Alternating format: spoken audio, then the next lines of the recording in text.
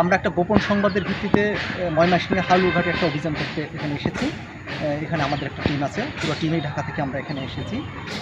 তো আমাদের তথ্য ছিল যে এখান দিয়ে একটা দুটো প্রাণী, বিশেষ করে ওই যে আপনার লজ্জাবতী যে বানর বলেন, এই স্লো রোরিস, এইটা হচ্ছে পাচার একটা প্রক্রিয়া এখানে চলবে। এবং আমাদের যে ইনফরমেশন ছিল এবং ইনফর্মার ছিল, দুটোই স্ট্রং ছিল যে হবেই এরকম একটা ব্যাপার।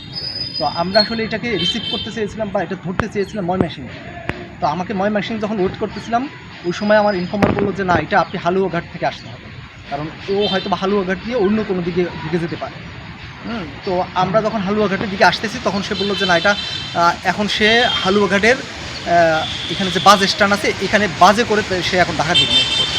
তো এই সংবাদের ভিত্তিতে আমরা যখন এই বাস স্ট্যান্ডে এসে গেছি, আমাদের পিক আপ গাড়িটা হয়তো বড় দেখে বুঝে ফেলছি যে এটা হয়তো বা বন্যপ্রাণী পড়ে, যারা এই চক্রের সাথে জড়িত তারা অনেকটাই আমাদের এই পিক আপ গাড়ি দেখলেই চিনে।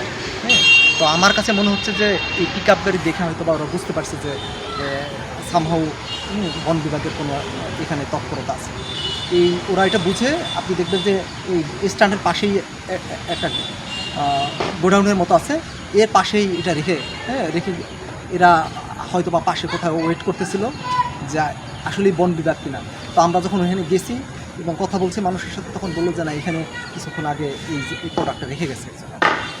তো ওরা আবার আশেপাশে যারা লোকজন ছিল তারাও এটা হেল্প করছে। এরপর আমরা খুলে দেখি যে এটা আসলে ভিতর দুটা আপনার লজ্জাবতী বানর, যেটা আমাদের আসলে বন্যপ্রাণী সংরক্ষণ ও নিরাপত্তা আইন অনুসারে সংরক্ষিত করা। এবং এটা আপনি বহন করা, পরিবহন করা, লালন পালন করা, পাচার করা, ক্রয় বিক্রয় আইনত দণ্ডনীয় অপরাধ। এবং এই আইনের সাথে যারা ভঙ্গ করবে এবং এর সাথে যারা জড়িত থাকবে, তারা কিন্তু এই বন্যপ্রাণী সংরক্ষণ ও নিরাপত্তা আইন অনুসারে সাজাপ্রাপ্ত হবে এবং তাদের বিরুদ্ধে আমরা মামলা করতে পারি, মোবাইল করে দিতে পারি, মানে আইনগত ব্যবস্থা গ্রহণ করার জন্য সকল প্রসেস আছে।